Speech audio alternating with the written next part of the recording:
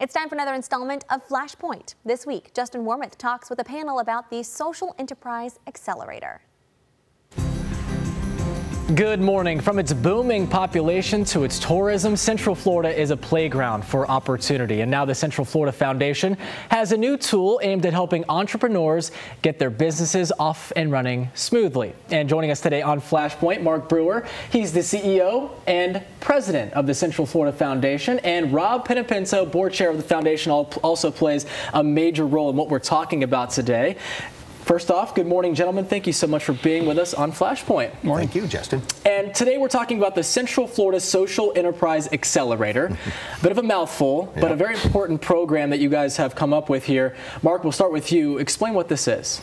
So picture for a minute, Justin, that lots of people with really good ideas about how to make social change happen are trying to figure out how to get that to work. They're trying to create business models. They're trying to find capital. They're trying to find mentorship to help make this work. An accelerator is a place where all of this comes together, and we can provide not only resources and mentoring, but also some curriculum to help new business owners and startup folks who are working in social enterprise, which is different from traditional enterprise, to get that work done. Okay, and so these companies have already been started up. They just need a way to kind of get the ball rolling, kind of, Rob? That's true. Okay. Yes. Yeah. These are either early stage companies, but they're past concept, or they may actually be more mature nonprofits that are trying to find ways to drive revenue outside of traditional charitable contributions and philanthropy, because we all know that tends to ebb and flow. I mean, look at the arts community right now with how they're reacting to some of the state budget cuts. So, Rob, you play a major role in this program. Talk about what you do for it, and talk about where the idea kind of started and what drives it. Sure. Yeah, this is a project that is actually several years in the making. I am both the CEO and the board chair of the Central Florida Social Enterprise Accelerator, and I'm also leading up an effort with several other investors to create a venture fund to invest in the for-profit entities that will come through the accelerator. We're going to support both for-profits and nonprofits. The idea came out of really two broad concepts that Mark and I and others saw in the marketplace. First, as I mentioned before, nonprofits are struggling a bit with how to be sustainable in an environment where you can't always count on consistency in your charitable and philanthropic investment. And the more innovative ones actually realized that they had services or technologies that they may be able to spin out into businesses that could generate revenue for them. On the other hand, I'm also very involved in the startup community here locally. I'm involved in Canvas, the Rollins Entrepreneur Center Board, and the Firespring Fund. And millennials, kind of the next generation of entrepreneurs, increasingly they see their business life combined with their purpose life. Right. So for them, it's about purpose and profit. So as we were looking at companies coming through the more traditional tech accelerators here in town, some of the venture pitch contests, they didn't call themselves social enterprise, but increasingly they had both a business purpose, but also might be trying to drive environmental sustainability, solve homelessness, impact healthcare. So when we saw those two things, we realized that these folks needed some support that they weren't going to be able to get in the traditional marketplace. So there were two early stage initiatives. One we started out of the foundation called Entrepreneurs in Action, where I assembled a group of serial entrepreneurs and business experts to provide free consulting and mentorship to nonprofits to help them assess their business models. And then alongside of that, an organization called Rally Makers, which was started by a great social entrepreneur here in town, Ben Hoyer, who runs Credo, which is a collection of social enterprise coffee shops, started the Rally Makers program, which provided consulting and some seed capital to early stage companies. We became part of the Rally Makers program. We had great success in those programs, but recognized there was an opportunity to scale this.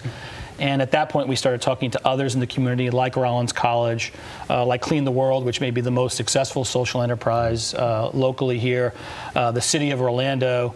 And that effort over the last year has led to the Central Florida Social Enterprise Accelerator. A ton of different resources you guys use. If you left anyone else that you want to give a shout out to that made this happen, I know we talked about Rollins College. Anyone else, Mark? Sure. So you have to have curriculum. You have to, and Rollins has a long-standing curriculum around social enterprise. They're experts at it. But you also have to have support from corporations and other businesses in the community that see the value of having more social enterprises. So I think you're going to see this grow dramatically, and the numbers of people who've come around to be a part of it is growing every day. Do you guys No, it's not on our station, but I'm going to say it anyway. This reminds me, as someone who doesn't know a ton about entrepreneurship and everything like that, but sort of like the show, Shark Tank. Shark Tank. Mm-hmm. It's similar in the fact that you're using someone with unbelievable knowledge of something, you guys and some of the people who are involved in this, with folks that have a startup business and they want to, continue it and make it better. Is that a fair assessment here? I'd say it's a little bit different because at Shark Tank, it's really just about the pitch. Right. And if you think about what we're doing, the pitch is at the end. We'll have a pitch. But before that, you'll have 6 months of curriculum and mentorship and business model planning and counseling that'll lead you to the pitch. The other difference is Shark Tank's all about profit. Right. And in our case, we will be looking at both not-for-profits and for-profits, and we'll actually have investment funds to support both of those types of entities. The other thing is the impact is a little bit different. Again, at Shark Tank, they're going to measure profitability. Right. We're going to measure profitability, but we're also going to measure the impact you're making on society. So there's certainly some connectivity there, but they're a little bit different. A little bit. All right, sit tight, guys. We got to take a short break here, but when we come back, we'll talk more with Mark and Rob about the program and how you can get involved. Stay with us.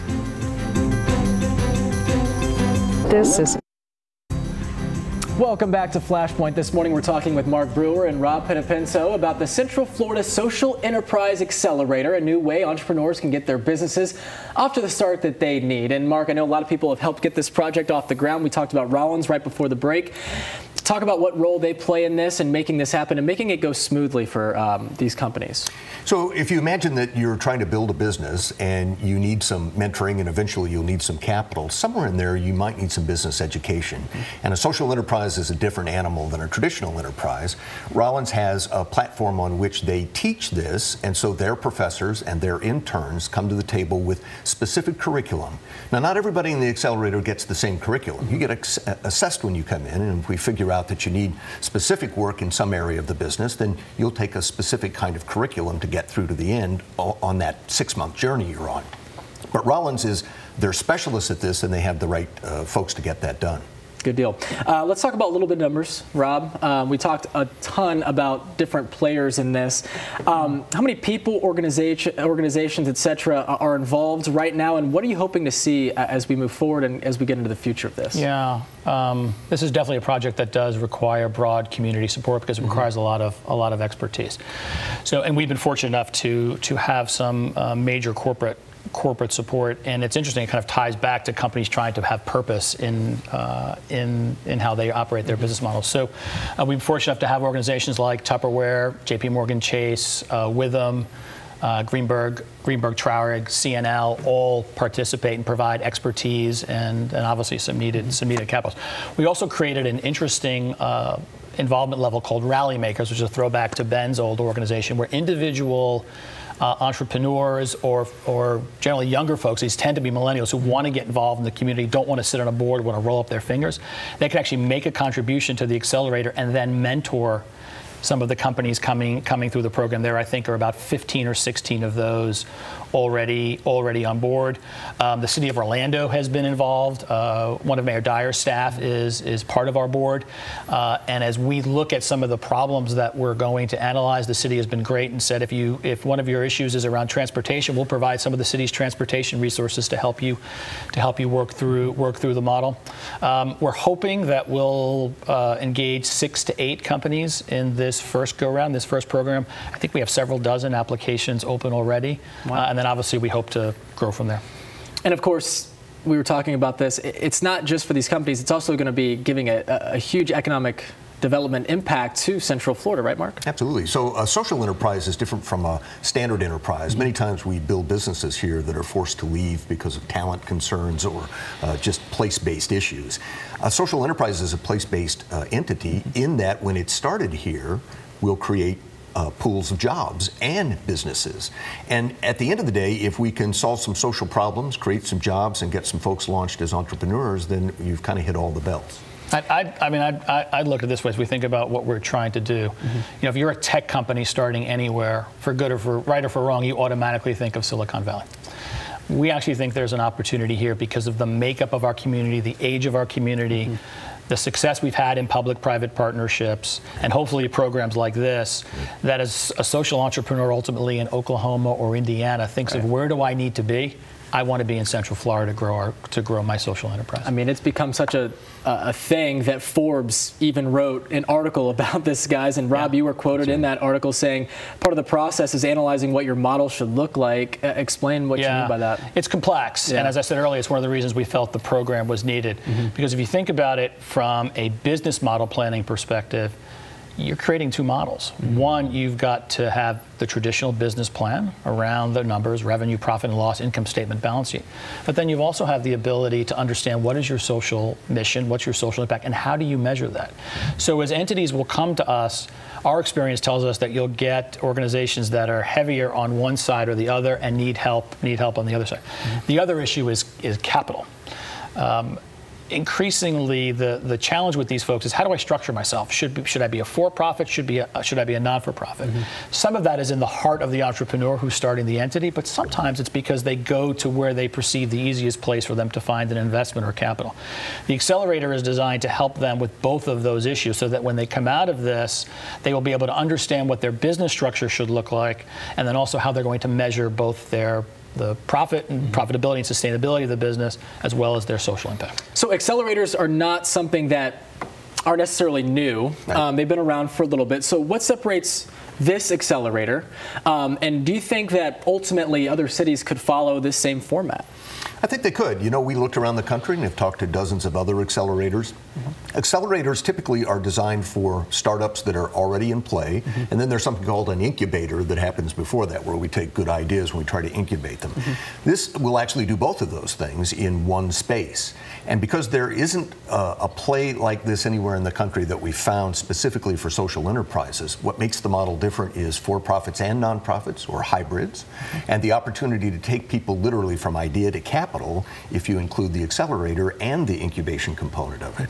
So it really is a unique model based on something that's been around and has worked well for a long time. All right, let's talk about some of the things. Okay, this is a program. Talk about how long it is, if you could, and ultimately there is a bit of an incentive for folks to get into this if everything works out properly. A $25,000 investment. Rob, can you explain sort of the timeline, and if folks at home are saying, hey, this is something that I could definitely get into and I would love to be a part of, how can they go about doing that? Yeah, so the application window is currently open, and it's open till August 11th. You can go to www.sflsea.com, and there'll be you can see the button to click on the application. CFLSEA.com.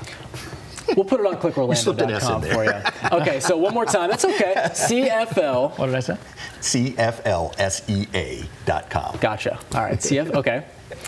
Good stuff. It's a lot, you know, the letters are tough. It's tough, you know. I'm in this business. It's well, it's a mouthful. It's a mouthful. We had to crash it all into a website. Exactly. So, but ultimately, you know, this curriculum, it ends with a $25,000 investment possibly. Yeah, so here's the process. We'll obviously, throughout the month of August, we will select the companies that will be part of our first class. They will then go through this 6-month curriculum process. As Mark said, that will be customized based upon an assessment we'll do on the front end. At the end of that, we will hold a pitch event. Both the not-for-profits and for-profits will pitch to a group of investors.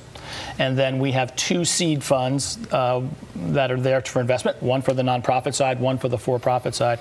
We are guaranteeing that at least one entity will receive a $25,000 investment, but we hope to be able actually to invest in more than just one. So first year, it's in its inception, if you will. Right. Is there a long-term goal that you guys think ultimately this thing could turn into? Say 10 years from now, what's the idea of this? What do you think?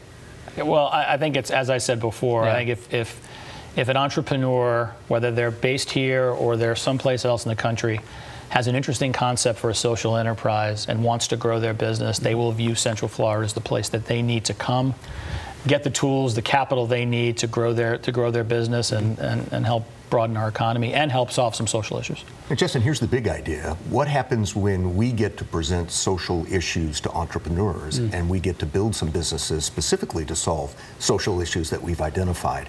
Once the accelerator is mature, we think that's the direction it'll go. Good stuff. All right, guys, thank you so much for joining us on Flashpoint this morning. We'll have much more information on this on clickorlando.com. More news and weather ahead in just a few minutes. Stay with us.